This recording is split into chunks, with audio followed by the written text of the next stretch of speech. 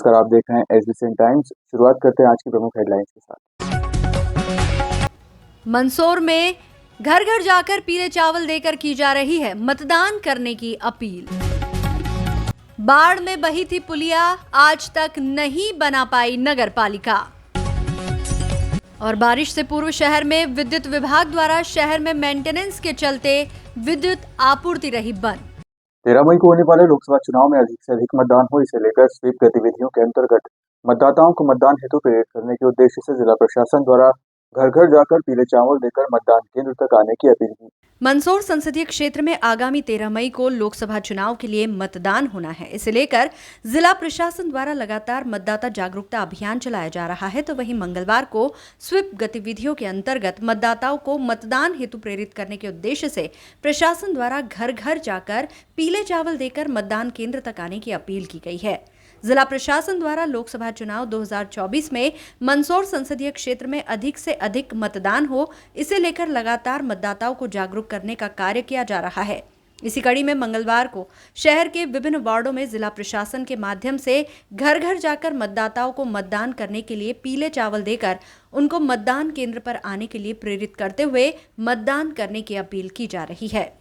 SBC times के लिए मंदसौर से संवाददाता सचिन जैन की रिपोर्ट।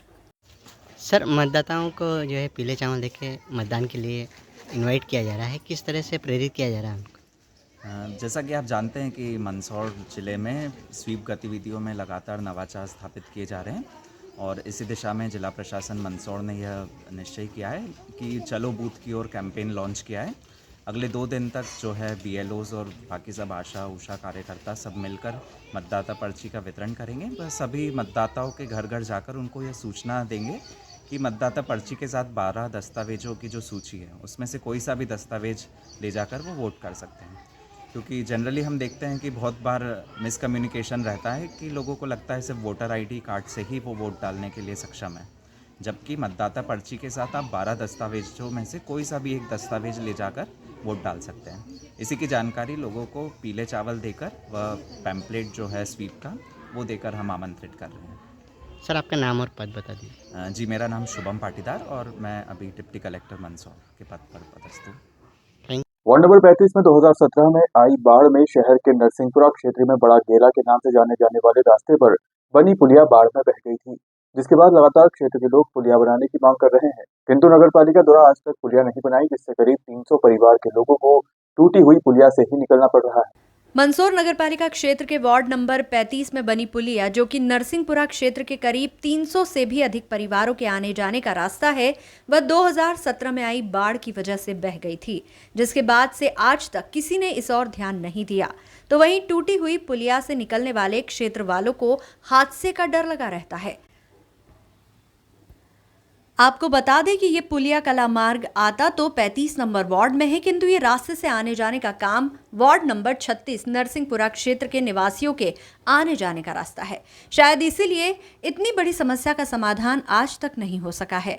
वर्ष 2017 में आई बाढ़ में शहर में बड़ा भारी नुकसान भी हुआ था। तो वहीं इसी के समीप बादरपुरा की पुलिया भी बाढ़ में बह गई थी, किंतु पिछले वर्ष बादरपुरा में तो नई पुलिया बना दी गई, किंतु वार्ड 35 में आने वाली ये पुलिया आज तक नहीं बनाई गई है, जिससे क्षेत्र के लोगों को इस मार्ग से गुजरने में काफी परेशानियों का सामना करना पड़ता है। वहीं दुर्घटनाओं का डर भी सताता रहता है। आगामी दिनों में फिर बारिश का दौर शुरू होने वाला है, जिसकी वजह से इस मार्ग से निकलने वाले क्षेत्र के लोगों को और अधिक समस्या का सामना करना पड़ेगा। एसबीसी टाइम्स के लिए मंदसौर से संवाददाता सचिन जैन की रिपोर्ट। गणपत कुमावत। गणपत जी, बताया यार, जो है 2017 के बाढ़ में पुलिया क्षतिग्रस्त हो गई थी, कौन सा रास्ता है और क्या कहना? सर, रास्ता तो बहुत ख़राब है और इसको जल्द से जल्द बनवा जाए। किस प्रकार से दिक्कत आती है आम जन को आने जाने में? बारिश में बहुत दिक्कत आती है सर। लगभग कितनी जनसंख्या यहाँ से निकलती है? यहाँ से कम तो 500-600 मान के चलो सर। क्या? अक्षय कुमावत। अक्षय भाई, बताया किस प्रकार से समस्या आ रही है और कौन सा रास्ता है, ये क्या कहना? ये आने जाने में बहुत दिक्कत आ रही है और 2017 में ये पुलिया क्षतिग्रस्त हुई थी, अभी तक इसका कोई निराकरण नहीं हुआ है। हम चाहते हैं कि जल्द से जल्द इसका निराकरण हो और ये नई पुलिया बना के दे। कौन सा रास्ता है ये? अपने मोटा गेला। मेरा नाम उमेश कुमावत है। इसको मोटा किला बोलते हैं, ये बड़ा किला बोलते हैं, मोटा किला बोलते हैं मालवी भाषा में इसको। ये सन 2017 में बाढ़ आई थी, तब टूटी थी पुलिया यहाँ पे, और ये रास्ता अपने ईशानंद कुटिया से पानी होता हुआ यहाँ पे आता है, बाढ़ के रूप में पानी आता है। मैं छोटा सा था, 10 साल का था, तब से यहाँ पे चुनाव के लिए नेता लोग आते हैं, वोट मांगते हैं कि बड़ा किला बना देंगे, पुलिया बना देंगे। आज तक किसी ने एक ट्राली नहीं डलाई यहाँ पे। मेरा नगर पालिका से, प्रशासन से यही निवेदन है कि इस बड़े किले का कहीं ना कहीं उद्धार करें। यहाँ पे कम से कम 300 परिवार का रोज़ आना जाना रहता है, बहू बेटी आती है, जाने में दिक्कत आती है। मेरे सरकार से और प्रशासन से यही निवेदन है कि रास्ते को जल्द से जल्द निराकरण किया जाए। शहर में बारिश से पूर्व विद्युत मंडल द्वारा रोजाना अलग अलग क्षेत्र सुबह 7 बजे से 12 बजे तक विद्युत आपूर्ति बंद करके विद्युत लाइन को दुरुस्त किया जा रहा है। यह क्रम 10 तारीख तक चलेगा। मंदसौर शहर में विद्युत विभाग द्वारा प्रतिवर्ष बारिश से पूर्व विद्युत लाइन को सुधारने का कार्य किया जाता है, जिसके चलते शहर के अलग अलग क्षेत्र में रोजाना सुबह 7 बजे से 12 बजे तक विद्युत सप्लाई बंद करके विद्युत लाइन को सुधारने का कार्य किया जा रहा है। आपको बता दें कि विद्युत मंडल द्वारा बारिश से पूर्व पूरे शहर में मेंटेनेंस का कार्य किया जाता है, ताकि बारिश के दिनों में विद्युत से संबंधित कोई बड़ी समस्या पैदा ना हो। इसके चलते पहले से ही मेंटेनेंस का कार्य किया जाता है। आज मंगलवार को भी शहर के फतेहपुरिया धर्मशाला, कर्मचारी कॉलोनी, जमींदार कॉलोनी, मोतिया खाई, मेवातीपुरा, नाकुड़ा नगर, राजेंद्र रिजॉर्ट, अंबा पैलेस, सत्यम विहार, वेंकटेश विहार, श्याम नगर, सुंदरम विहार के आसपास का क्षेत्र, श्रीजी पार्क, अखेराम नगर क्षेत्र की विद्युत सप्लाई सुबह 7 बजे से 12 बजे तक बंद करके विद्युत कर्मचारियों द्वारा मेंटेनेंस का कार्य किया गया है। ये क्रम 10 मई तक चलेगा। अगर आवश्यकता हुई तो समय बढ़ाया भी जा सकता है। SBCN टाइम्स के लिए मंदसौर से संवाददाता सचिन जैन की रिपोर्ट। क्या नाम आपका? मुबारक मंसूरी। मंसूरी जी, बताया किस प्रकार से कार्य किया जाता है मेंटेनेंस का, और क्या? बरसात का कार्यक्रम चल रहा है अभी, मानसून ट्री कटिंग का चल रही है, पेड़ के सभी फिर बंद चल रहे हैं। अभी 1 नंबर का परमिट ले रखा हमने, समय 7 बजे से 11 बजे तक का। किन क्षेत्रों में आज जो है सप्लाई बंद है? और ये है अपने विमल पेंटिंग से लगा के अपने श्रीजी पार्क तक का 1 नंबर चल रहा है। मेंटेनेंस का कार्य कितने दिन तक चलेगा? मेंटेनेंस का कार्य 10 तारीख तक है। मध्यकाल के संतों में सेन जी महाराज का नाम अग्रणी रहा है। आज हर्षोल्लास के साथ मनाया गया मेवाड़ा सेन समाज द्वारा सेन महाराज का जन्मोत्सव मनाया गया।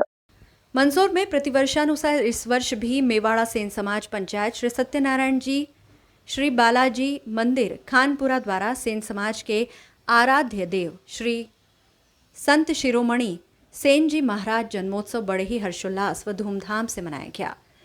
इस अवसर पर आयोजित कार्यक्रम में मुख्य अतिथि विधायक विपिन जैन, नगरपालिका अध्यक्ष श्रीमती रमादेवी बंशीलाल गुर्जर, युवा कांग्रेस नेता सोमिल नाहटा, नगरपालिका स्वास्थ्य समिति सभापति दीपमाला रामेश्वर मकवाना, समाजसेवी कन्हैयालाल सोनगरा उपस्थित रहे।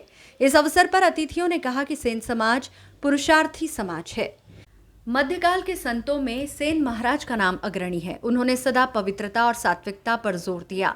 सत्य, सद्भावना और अहिंसा से जुड़ा उनका संदेश लोगों का सदा मार्गदर्शन करता रहेगा। समाज के अध्यक्ष ब्रजेश सेन मारोठिया ने बताया कि सेन जन्मोत्सव को लेकर समाज ने व्यापक तैयारियां की थी। सत्यनारायण की बगीची में दोपहर 3 बजे मातृशक्ति ने सेन जी महाराज के भजन कीर्तन किए। उसके पश्चात समाजजनों हेतु सायं 5 से 6 बजे तक निःशुल्क स्वास्थ्य शिविर आयोजित किया गया। सायंकाल 6 बजे समाजजनों द्वारा मंदिर के शिखर पर ध्वजारोहण किया गया। सायं 6:30 बजे सेन जी महाराज, मां नारायणी माता एवं मंदिर में विराजित सभी श्री विग्रहों का अतिथियों व समाजजनों द्वारा महाआरती की गई। तत्पश्चात समाज बंधुओं हेतु भोजन प्रसादी का आयोजन हुआ। स्वास्थ्य शिविर भी किया गया आयोजित। डॉक्टर घीसालाल गंगवाल, डॉक्टर आशीष गंगवाल की टीम द्वारा निःशुल्क स्वास्थ्य शिविर आयोजित हुआ, जिसमें 28 समाजजनों का स्वास्थ्य परीक्षण किया गया। डॉक्टर गंगवाल ने कहा कि समाजजनों हेतु उनके क्लिनिक पर निःशुल्क स्वास्थ्य परीक्षण किया जाएगा। कार्यक्रम में सालाना आय व्यय का हिसाब नंद किशोर राठौर ने प्रस्तुत किया। आगामी 13 मई को लोकसभा चुनाव के लिए मतदान होना है। जिले में लगातार मतदान प्रतिशत बढ़ाने और अधिक से अधिक लोगों को मतदान के लिए प्रेरित करने के लिए विभिन्न गतिविधियों और कार्यक्रमों का आयोजन प्रशासन के द्वारा किया जा रहा है।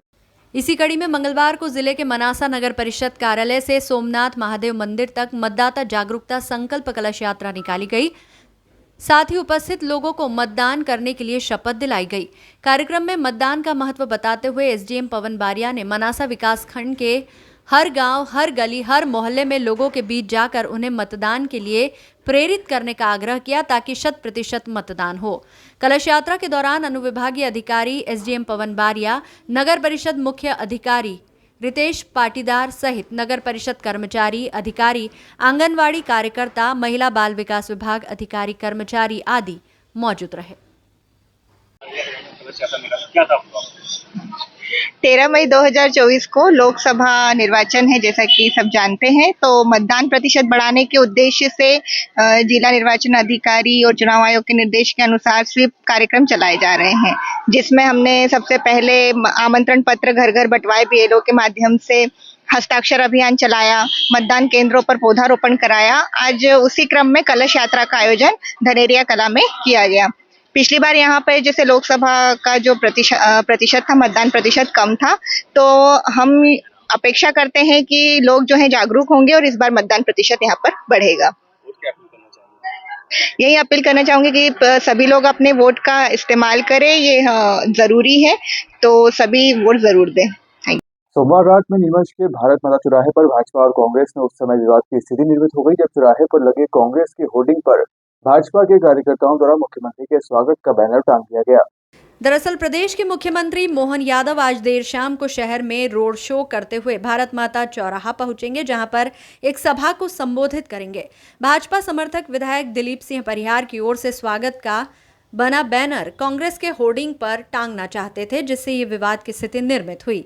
वहीं विवाद की जानकारी मिलते ही प्रशासनिक अधिकारी तहसीलदार संजीव मालवी और प्रेम शंकर पटेल मौके पर पहुंचे और दोनों पक्षों को समझाइश देकर शांत किया। साथ ही अनुमति देकर भाजपा के बैनर को उन्होंने हटाया। कांग्रेसियों का कहना है कि उनके द्वारा पूर्व में ही होर्डिंग लगाने की प्रशासन से अनुमति ले रखी है, उसके बाद ही यहां कई दिनों से होर्डिंग लगा रखा है। हालांकि विवाद के बाद बैनर हटा लिया गया। देखिए, ये कोई बड़ा विषय नहीं है। कल हमारे मध्य प्रदेश के यशस्वी मुख्यमंत्री मोहन जी यादव कल नीमच की पावन धरा पर आ रहे हैं। उनका कल रोड शो है और 40 पर उनका कल भव्य यहाँ पर सभा है, जिसको लेकर कार्यकर्ताओं में बड़ा उत्साह है। तो यहाँ पर क्या है कि जो 40 पे जो होल्डिंग है उस पर पार्टी के पदाधिकारियों द्वारा होल्डिंग लगाया गया है, जिसको लेकर कांग्रेस के जो लोग हैं इन्होंने आपत्ति ली है कि इन लोगों ने यहाँ पर होल्डिंग को लगाया गया है। लेकिन हमने परमिशन ली है इस होल्डिंग की, और इस होल्डिंग की परमिशन ली है हम लोगों ने भी। तो आप ये मानते हैं कि नगर पालिका के अधिकारियों ने गलती करी है? एक ही स्थान पे 2 राजनीतिक पार्टियों को पोस्टर लगाने की परमिशन दे दी गई। देखिए, हमारी परमिशन है, हम लोगों ने परमिशन ली है इस चीज़ की। आपकी परमिशन से पहले परमिशन, और हम लोगों ने इनसे बातचीत भी करी है, इनसे निवेदन भी करा है कि हम कल हमारे सीएम साहब चले जाएंगे तो उसके बाद हम इस होल्डिंग को हटा देंगे। लेकिन ये इस तरह का वातावरण बना रहे हैं। आप ये मानते हैं कि नहीं मानते प्रशासन की कहीं ना कहीं गलती रही इसमें? नहीं, इसमें देखना चाहिए। आपका शुभ नाम? नहीं, पोस्टर हटाया नहीं जाएगा। हम लोग किस बात का या कांग्रेस ही एकत्रित हुए थे, क्या पूरा मामला है? देखो, चुनाव का वक्त है तो कांग्रेसी तो आपको पूरे फील्ड में हर जगह मिलेंगे इकट्ठे हुए। अभी दिखाई नहीं पर हाँ, और पर रही बात आपकी यहाँ जो क्या मामला है, तो यहाँ ये है कि भारत माता चौराहे पर हमने 4 तारीख से बैनर लगाने की परमिशन नगर पालिका से ले रखी है। उसके बाद भारतीय जनता पार्टी ने उसके ऊपर बैनर लगा दिया, जो कि सरासर गलत है और चुनाव आचार संहिता का उल्लंघन है। आप लोग क्या मांग कर रहे हैं? हमारा कहना है कि भाई इस बैनर को उतार दो, इस बैनर को आप उतार दो, क्योंकि हमारे पास परमिशन है। किस बात पे सहमति बनी? क्या अभी ऐसा पूरे सुनने में आया, उनका कहना है कि भी आधे घंटे बाद हम उतार देंगे। संसदीय क्षेत्र में कांग्रेस की हालत बड़ी पतली बताई जा रही है, इस पर आपका क्या कहना है? क्योंकि आप नहीं हो सकता है, आपको दिख रहा है हमें पतली लग रही है, हम बहुत बराबरी को अच्छी फाइट में है। किस तरह से फाइट देंगे? कौन सा वोट बैंक आप के साथ? नहीं, वोट बैंक मजबूती नहीं, हम तो कहना सुधीर गुप्ता ने 10 साल में किया क्या? कभी किसी गांव में गया नहीं, चुनाव के अलावा 5 साल में गांव के लोगों को कहना है, फील्ड की जनता का कहना है कि सुधीर जी गुप्ता चुनाव के बाद कभी कहीं भी नहीं जाते हैं, आते हैं तो शहर में आते हैं। और रही बात, तो हम मुद्दों की लड़ाई लड़ रहे हैं और ये केवल धर्म की लड़ाई लड़ते हैं, और मुद्दे हमारे इनसे बहुत मजबूत है और मुद्दों पे हम चुनाव जीतेंगे। नहीं उतरता है तो आगे कांग्रेस की क्या रूपरेखा है? हमारे देखो, हम लड़ाई करने नहीं आए यहाँ पर। चुनाव आचार संहिता बनी हुई है, ऑब्जर्वर आए हुए, कलेक्टर साहब है, एसडीएम सभी है, उनको शिकायत कर उनसे बात करेंगे। हम लड़ाई थोड़ी लड़नी है यहाँ पर भैया, आपस में लड़ाई नहीं किया। जब चुनाव आचार संहिता जब लगी हुई है और उस पर इतने अधिकारी इतने ऑब्जर्वर, हम उनसे बात करेंगे, हम इनसे क्यों बात करें? आपका नाम? ब्रजेश मित्तल, जिला संगठन मंत्री। नीमच जिले के जीरन थाना क्षेत्र अंतर्गत आने वाले किरण नगर की गांधीनगर कॉलोनी की रहने वाली एक महिला की करंट लगने से मौत हो गई, जिसके बाद मंगलवार को नीमच जिला चिकित्सालय में पोस्टमार्टम किया गया। दरअसल गांधीनगर निवासी लीलाबाई पति राजू जाति भील उम्र 45 वर्ष को सोमवार रात को घर के अंदर लोहे के दरवाजे में आ रहे करंट से करंट लग गया, जिसमें महिला गंभीर रूप से घायल हो गई। तत्काल परिजन उसे पहले जीरन चिकित्सालय लेकर पहुंचे, जहां से महिला को नीमच जिला चिकित्सालय रेफर किया गया। यहां महिला की मौत हो गई। जीरन थाने में पदस्थ एसआई मोहन सिंह चौहान ने जानकारी देते हुए बताया कि महिला के शव का जिला चिकित्सालय में परिजनों की मौजूदगी में पोस्टमार्टम किया गया है। पोस्टमार्टम के बाद शव परिजनों के सुपुर्द कर दिया गया है। मामले में पुलिस ने मर्ग कायम कर जांच शुरू कर दी है।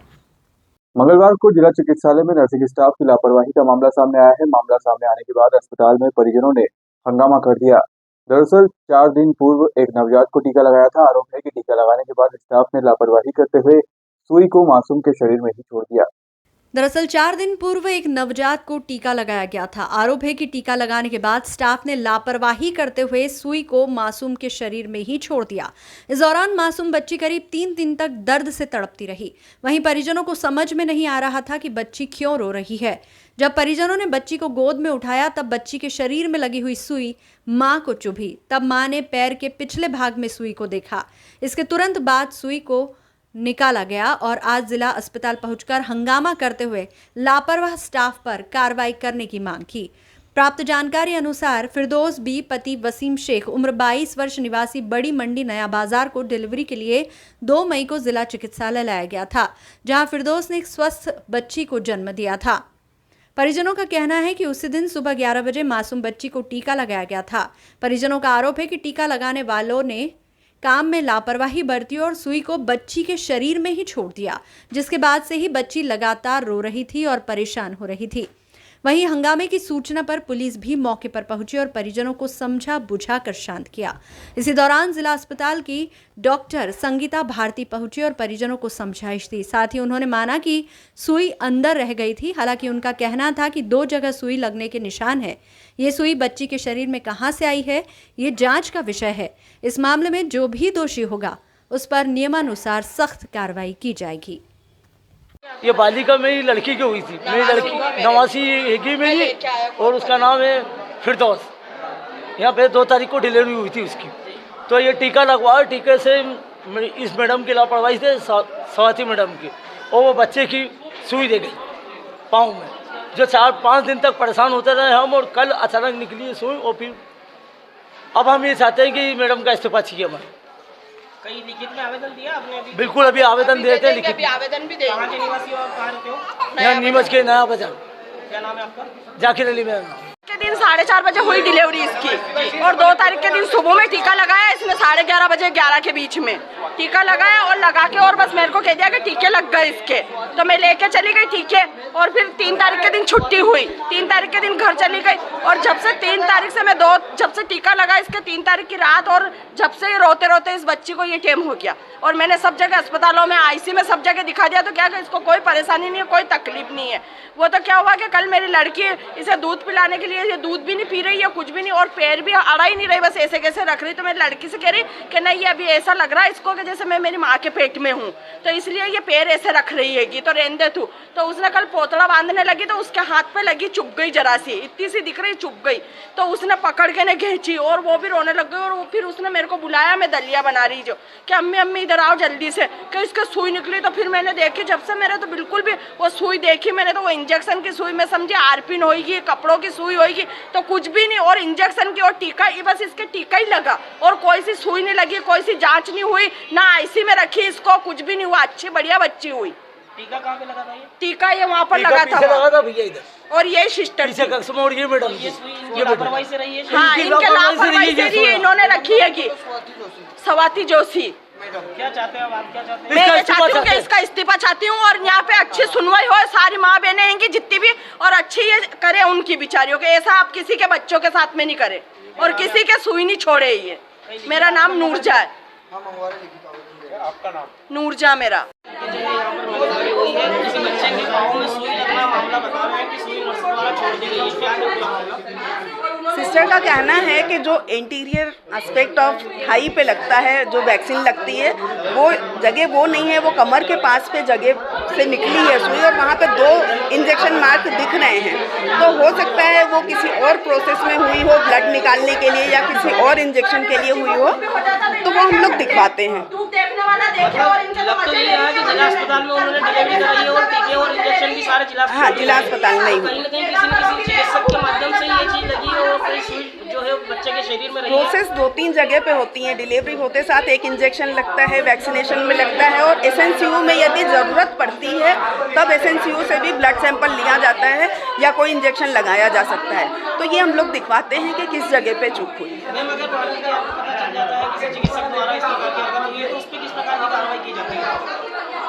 ये हम लोग बैठ के चर्चा करेंगे सिविल सर्जन और सीएमएचओ से। डॉक्टर संगीता भारती। मंदसौर जिले के बसई स्थित चंबल नदी में डूबने से 2 युवकों की मौत हो गई। ये दोनों युवक मजदूरी करने घर से निकले थे, जहां नदी में नहाने के दौरान दोनों की डूबने से मौत हो गई, जिसके बाद गोताखोरों की टीम ने दोनों युवकों के शव को बाहर निकाला। जानकारी अनुसार सीतामऊ थाना क्षेत्र के गांव तित्रोद निवासी सूरज उर्फ कालू पिता जगदीश सूर्यवंशी उम्र 26 वर्ष व मनीष पिता अमरपुरी गोस्वामी 25 वर्ष दोनों सुबह मजदूरी करने गए थे, लेकिन शाम तक वापस नहीं लौटे तो परिजनों ने दोनों को ढूंढना शुरू किया, जिसके बाद दोनों के कपड़े और मोबाइल चंबल नदी के किनारे मिले। नदी में डूबने की आशंका पर प्रशासन ने गोताखोरों की मदद से सर्चिंग अभियान चलाया, जिसमें सोमवार देर शाम तक एक युवक का शव गोताखोरों की टीम ने नदी से बरामद किया। वहीं दूसरे युवक का शव मंगलवार को नदी में तैरता हुआ मिला। इस घटना के बाद क्षेत्र में सनसनी फैल गई तो वहीं गांव में मातम छा गया है। मौके पर क्षेत्रीय विधायक हरदीप सिंह डंग भी पहुंचे और पीड़ित परिवार के प्रति संवेदनाएं व्यक्त की है। एसबीसीएन टाइम्स के लिए सीतामऊ से राजेश चौधरी की रिपोर्ट। आज के लिए बस इतना ही। आप देखते रहिए एसबीसीएन टाइम्स।